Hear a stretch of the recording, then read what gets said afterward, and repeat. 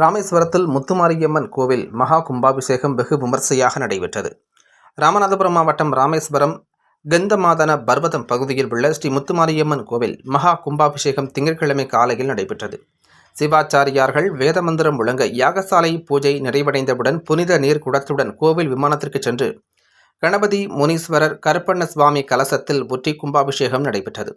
பக்தர்கள் அனைவர் மீது புனித நீர் தெளித்தனர். இதில் 1000க்கும் மேற்பட்ட பெண்கள் மற்றும் ஆன்மீக பக்தர்கள் கலந்து கொண்டனர். இதன் பின்னர் அன்னதானம் நடைபெற்றது.